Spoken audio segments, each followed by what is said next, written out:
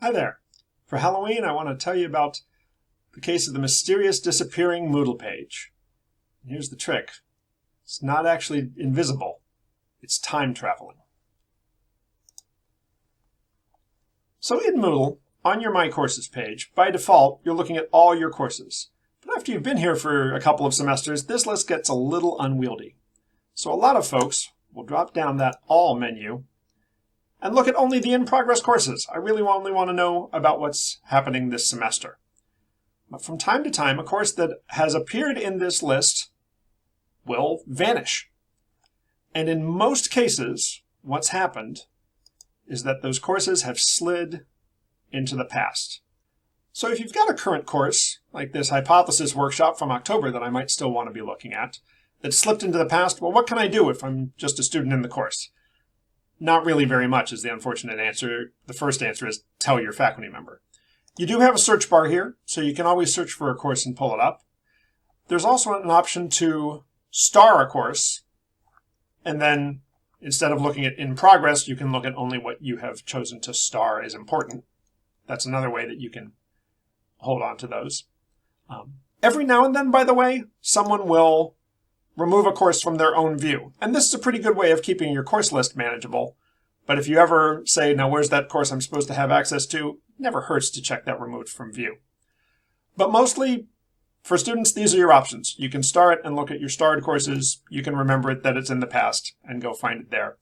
And you can tell your faculty member that they should watch this video. So let's imagine that you are that faculty member and you say, now why did my October 2023 workshops shift into the past?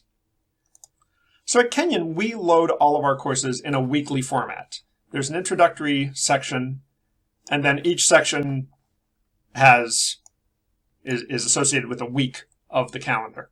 But people will sometimes adjust this. They'll delete Thanksgiving vacation or spring break. And then they have fewer sections on their page, and they run afoul of this setting. So we're going to go into course settings. There's where we find out that Moodle calculates the end date from the number of sections. And that's why this course started on October 10th. And since there's 2 sections after the introduction, it thinks it ends on the 24th. If we don't want that to be true, we just turn that option off. We make sure that this is enabled, and we pick the date that we do want. So maybe we want this to be current through the end of the year, and we'll put it in December. We scroll down to the bottom and hit save, and we're done. More commonly, the folks that run into this problem really aren't using those sections as weeks. They might be running their courses with units instead of calendar weeks. They might be running their page to show, here are all the readings, here are all the assignments, here are the exams, and Moodle thinks it's a 3-week course because there are only 3 sections. So if that describes your course design, you want to go down to course format, and instead of taking that default of weekly, go ahead and shift it to topical. And speaking of things that just magically disappear in Moodle, you'll notice that that option for automatically calculating is gone. You do still want to make sure that this end date has been set where you want it for your course to be over. Going down to the bottom, hit save. And on my courses, my hypothesis workshop has moved back to its in-progress state.